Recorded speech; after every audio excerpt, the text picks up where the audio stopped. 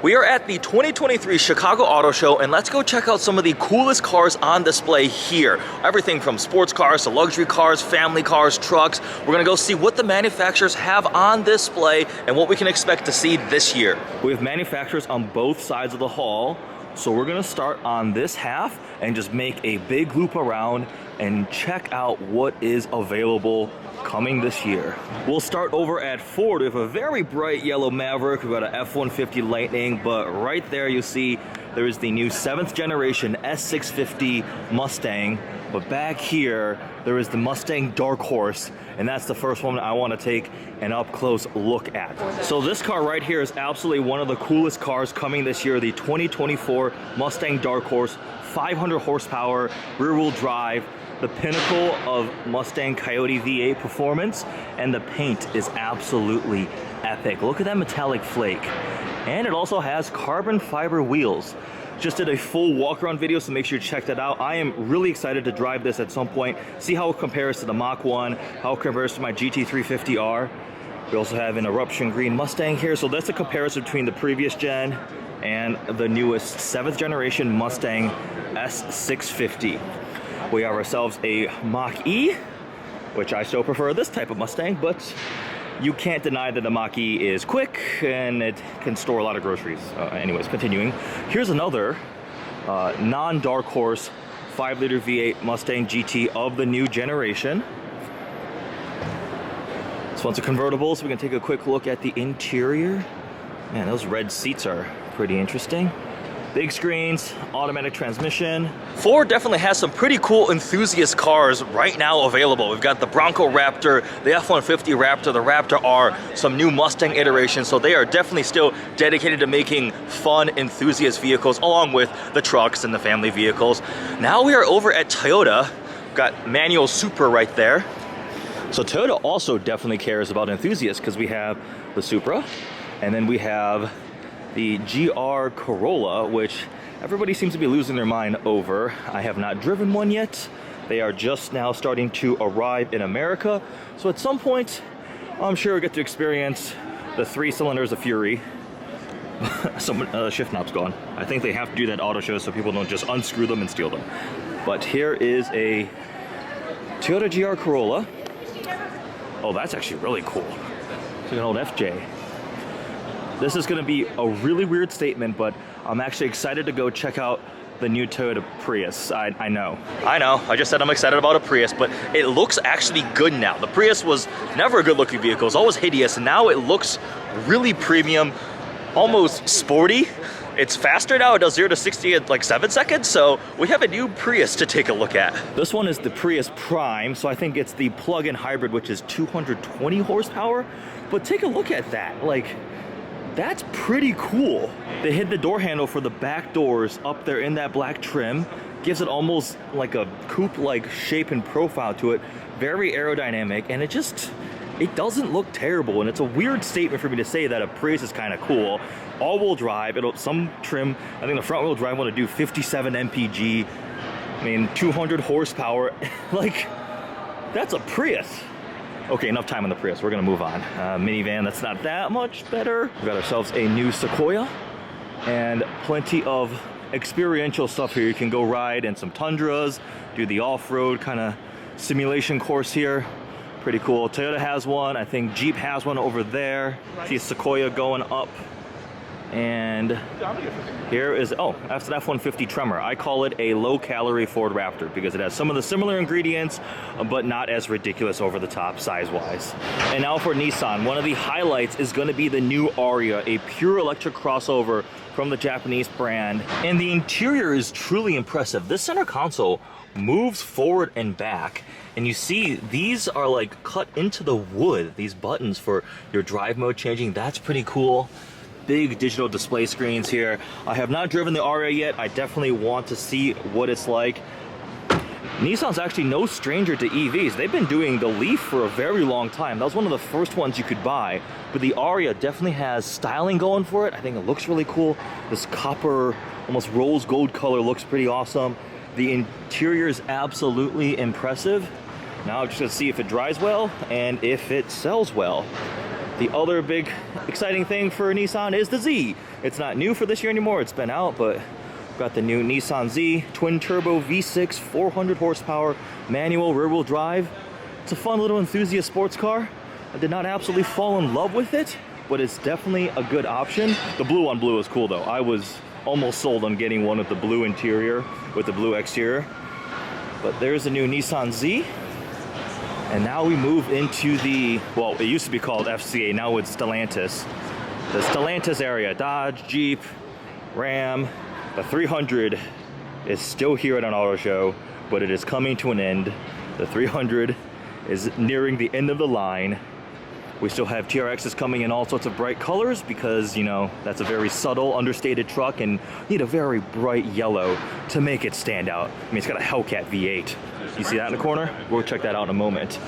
Here we have a Challenger, but not a normal Challenger. It is a wide-bodied Hellcat Red Eye, but the Black Ghost, it's the end of the Charger and Challenger as we know it, with the big internal combustion V8, supercharged V8. This one, as the special one, makes I think 807 horsepower, and they're only building 300. And here is the future. This is the Charger Daytona SRT electric concept, which we've seen at various shows. SEMA, it's been at other things out there. It definitely looks really cool. We'll see what the production car drives and ultimately sounds like. Cool concept, absolutely. The future of electric muscle cars. We'll see what that's like. Over here is the big news for Ram. Their electric prototype, I guess, concept truck, indicating what a future all-electric Ram 1500 would look like. It definitely looks futuristic. I mean, concept car wheels, proportions, it is stretched, and it's got some really cool features on the inside. I'm on board because it looks pretty badass. I think it debuted actually at CES, the Ram Revolution. Full all-electric Ram, interesting. This is the Chrysler Airflow concept, which really nicely pairs some copper accents with the very metallic black exterior. It previews what a potential future electrified Chrysler would look like. They will be going full electric with their range shortly. Beyond just the Aria and the new Z, Nissan has definitely been busy refreshing their vehicle lineup. There is the new Nissan Frontier, got a Pro 4X, the Pathfinder in a very cool shade of green. A lot of green cars popping up, I like that. And then, oh, it's snowing over here above the Nissan Aria. I'm okay because it's fake snow. It's actually warm in Chicago, warm-ish for an auto show. The E-Force all-wheel drive available for the Aria gives it more power and obviously more traction. And it's snowing on it. That's a cool display. And now we have reached the Subaru exhibit, which they essentially recreate like a national park forest at an auto show, which is cool.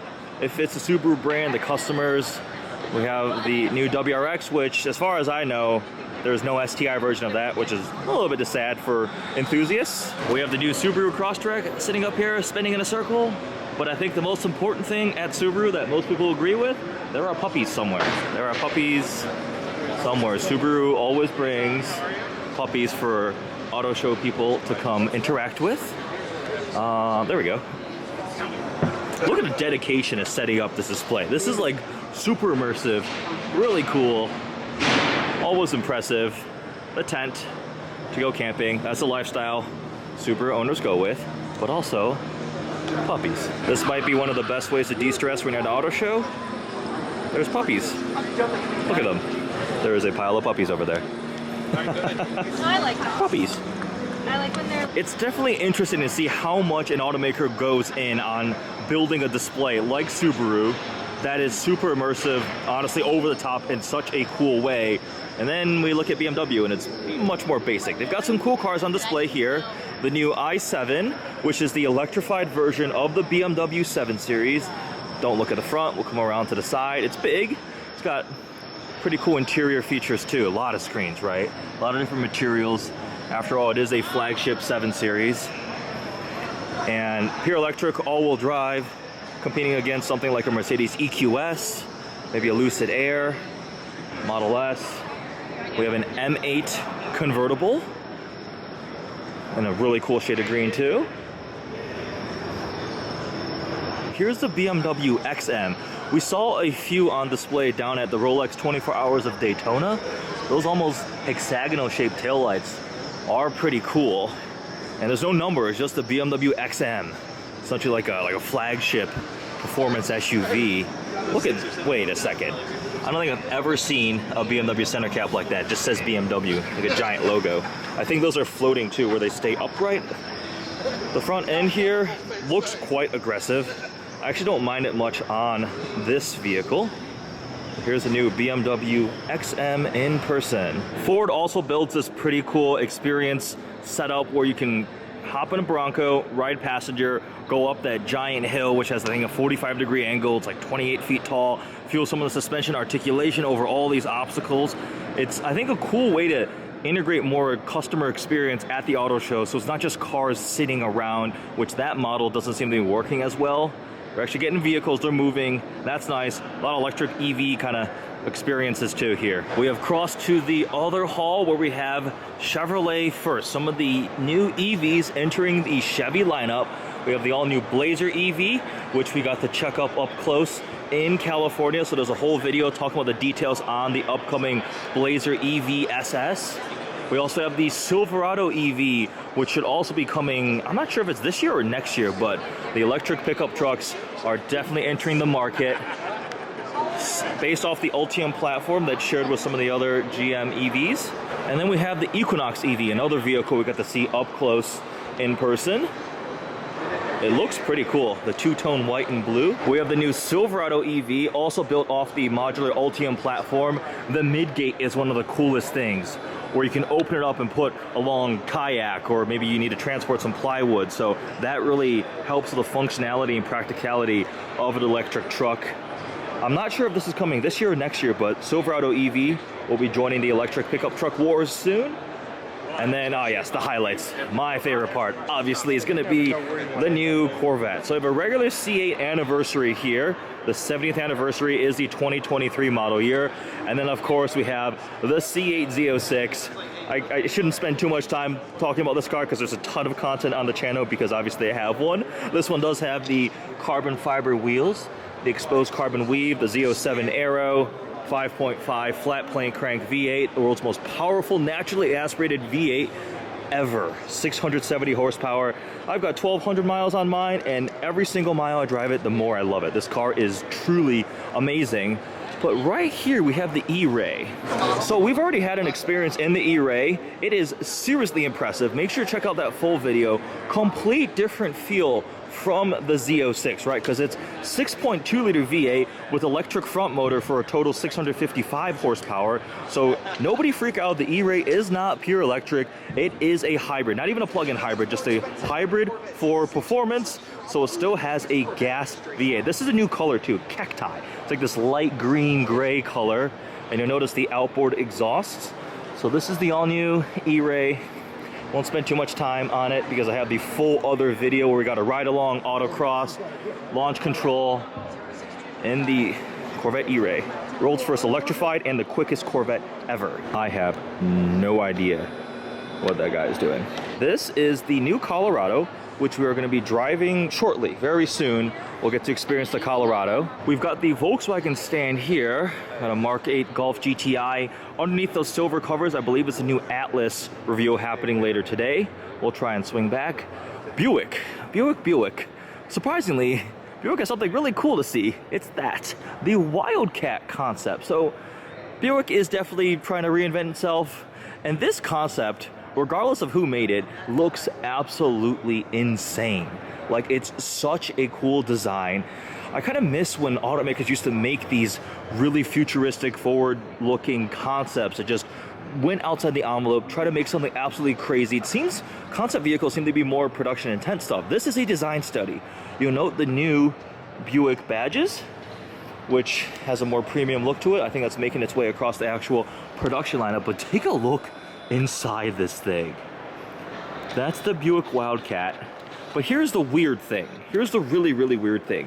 Buick doesn't make cars anymore. They make only crossovers and SUVs, and this obviously is not a crossover or SUV. So from what I understand, it is simply a design study to indicate the potential future for the Buick brand, and they'll apply elements of this Wildcat concept to an actual road-going crossover SUV type of thing. New logos are actually pretty cool. They split out the little, I don't know what you call them, look like little bullet-shaped things. The things, yeah. There's the Wildcat. And here we have a Hummer EV, the first electric super truck. And you'll note it's not white. All the launch edition, the first ever Hummer EVs were white with like the bronze-ish, gold-ish accents. But this one here is fully black. Spent a week with one down in Florida. Go check out that video. It was quite a lot of fun. We've gotten to off-road it. Watts of Freedom is absolutely hysterical. I mean, it's a 1,000 horsepower electric truck that does 60 in 3 seconds. It's got the rear wheel steering for crab walk, adjustable height air suspension. It is quite a cool truck, and I think we're going to experience the SUV at some point too, because that's also coming this year. But right now, there's the Hummer EV. Walking around the show, seeing all these new cars, one of the big things that's standing out to me is how many of them I've actually gotten the driving experience already, even the brand new ones like the Corvette E-Ray. So that is absolutely a really, really cool perspective. We're gonna go check out some of the Kias now. Sad moment, I am pretty sure the Kia Stinger is coming to an end. I like those quite a lot. At one point, I almost replaced my Audi S4 with the Stinger GT. Only reason I didn't was I ended up buying an Audi RS7, which is a different level of vehicle, but these are definitely cool. We also have an updated Kia Telluride here. Looks like new headlights. Really impressive SUV, like really good at everything you need a family SUV to do. This looks like almost the same blue as my Corvette. I don't know how I feel about that. And it has center exhaust like a Porsche GT3. It's the Kia Soul, hamsters. The Niro, that's a hybrid electric vehicle that gets ridiculous MPGs, I think. Is it hybrid or is it pure EV? Yep, hybrid. So we have a 1.6 4-cylinder with hybrid electric motor. The Carnival with a roof box. Do you really need that much cargo space? Carnival's actually quite nice. I had one for a week. Impressive. Moving on to Lexus. Got a Lexus race car. I'm pretty sure I saw that at Rolex 24 Daytona. I think it may have one, maybe? There were so many race cars there. It was awesome. We've got the newest generation of the Lexus LX. The super luxury Land Cruiser, essentially. LX 600. Lexus still believes in the naturally aspirated V8, 5-liter NA V8, pretty cool red paint, 472 horsepower F performance, so not a full-out ISF F performance. I still haven't driven one of these before. I need to find some way to spend some time with the 5-liter V8 and the IS 500. The LC 500, that's another car I like quite a lot. It looks gorgeous. This is one of the most beautiful designs on a luxury sport coupe, I think. But a couple things that I think hold it down. It's rear-wheel drive only, so you can't quite compete with like an S-Class coupe or something. And the trunk is minuscule. Like, okay, I don't know if I can open it right now, but this trunk back here is just hilariously tiny. I can't find a button, but the trunk is very small, so if you want this as like a GT Grand Touring car, it's not great, but it sounds amazing, it looks amazing, and it has quite a nice interior. And you can get it as a convertible. This car right here is important. It's the new Acura Integra. Pretty legendary name. Underneath it is a Honda Civic, so you can either have it as a CVT automatic or it is available as a manual in Acura guise here. So this one's a manual. It's like a Civic Si underneath. I believe there is a Acura Integra Type S coming, which is essentially a Civic Type R with 300 plus horsepower. I'm sure that will be awesome because everybody I know who's driven the latest Civic Type R really likes it, and then a lot of them gone out and bought them too. Here is, oh man, this thing is cool. The blue on the gold combo. Looking at my wheel color choices on some of the cars, you know I will like this quite a lot. And then NSX Type S. NSX here. Type S is the more powerful, I think, the final iteration run of this thing. The one thing I keep thinking about after getting out of the E-Ray is the E-Ray could have been, or this could have been what the E-Ray is. Big, more powerful engine, electric all-wheel drive. It'll be really interesting to see how much NSXs are worth in the future, especially something like this Type S, a bit more special. Look at the price though, $190K is optioned. I will keep my Z06 for that money. Continuing on, there's a plane with no wings. There's a Honda Jet with no wings. Okay, that's an Accord? That looks like an A7 from behind. What? You can't tell me this does not remind you of an Audi A7 from like here back.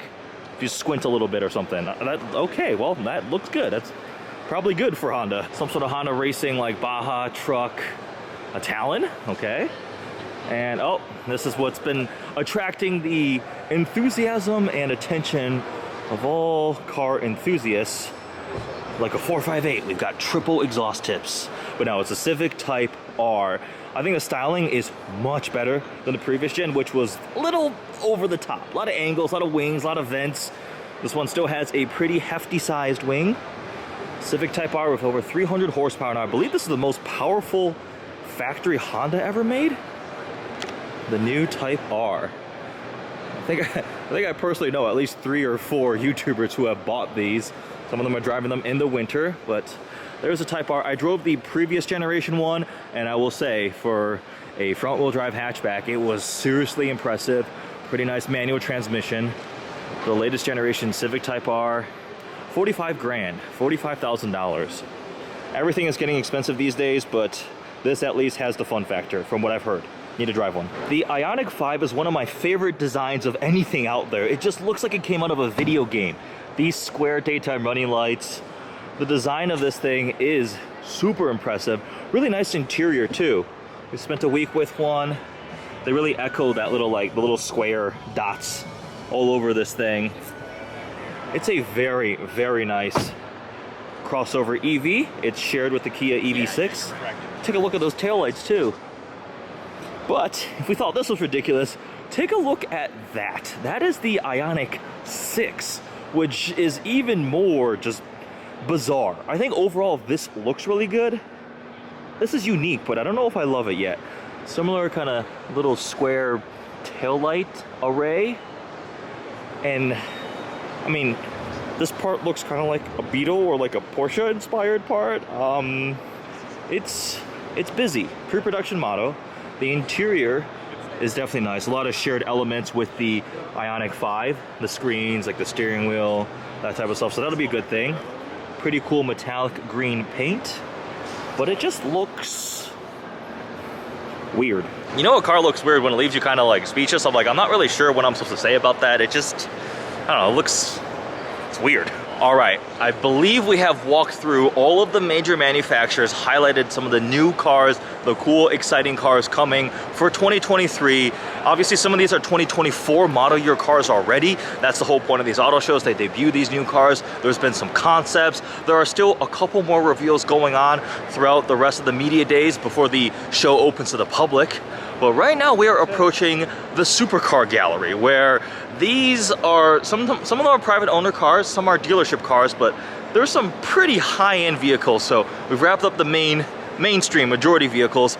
Let's take a look at some exotics. And the first thing you're gonna notice is a Lamborghini Countach finished in Verde Retina Searing Tennis Ball Green. That's not the technical name of the color, but it is awesome. Owned by our friends up at Kearns Motorcars, so congrats to those guys for getting this thing. It is ridiculous. The amount of diamond flake in it is absolutely crazy. And obviously this is a homage to the first Countach, the old one, and a lot of styling cues echo that. And I like it a lot in person. Spec is ridiculous. They're all gonna be different. 112 of these, 2.6 something million base. And obviously as you option them up, the price will become ridiculous. This thing is so bright and so epic. Performance-wise, it's the 6.5 V12 plus the super capacitors, LPI 800, so like a Scion, 800 plus horsepower. Scion style taillights too back here, all the carbon, the crazy diffuser. 112 of these in the world, well over 2.5 million, depending on spec. How to make an Ultimate look ordinary? You get a Countach. I'm gonna spend some more time going through this Countach up close. It's my first time seeing one in person, so we'll do a separate video with that. But let's take a lap around. We have an Ultimate in a really cool shade of blue, the end of the V12, right? These two are some of the last of the Lamborghini actually wait, that one's hybrid, so this one is V12 only, no hybridization. Eventual replacement will have hybridization, and I think there was 2 little one-offs they built for the true final V12s. We have an Urus, a Cullinan, which I just spent a bunch of time with a Cullinan down in Miami, and they are awesome. Phantom, which, oh, this is perfect actually. We can look at the size. People don't realize how big a Phantom is until they see one either in person or in context with other vehicles. So we've got a Wraith here and a Dawn and a Ghost, which they're about like 7 Series size, S-Class size. The Ghost is definitely a bit bigger. The Phantom is just absolutely enormous. I'm not exactly sure if I'm going to be able to capture the size and scale of these things, but it's essentially as big as a Cullinan. Longer, they're just behemoths. This one's I think this one's a black badge. Yep, black badge Ghost with the hand-painted coach lines there. Oh man, the wheels on this Phantom are pretty ridiculous too. Continental GTC, drove one of those out in Cali. I like it quite a lot. Underneath it is a Panamera family vehicle. That's the platform sharing, but it's definitely nice. And the crystal headlights are just so cool. We have a Flying Spur. Looks like a refreshed Bentayga. We have ourselves a Maserati MC20, which I think looks very, very cool.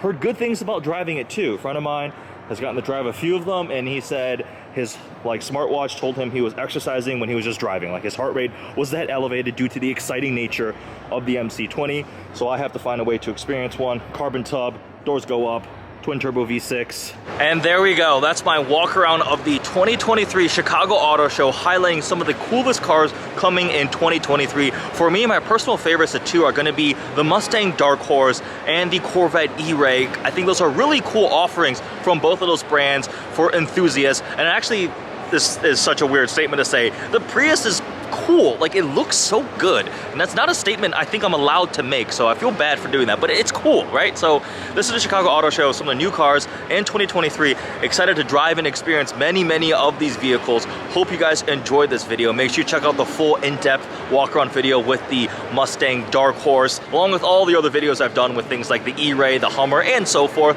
Hope you guys enjoyed this video. Thanks for watching.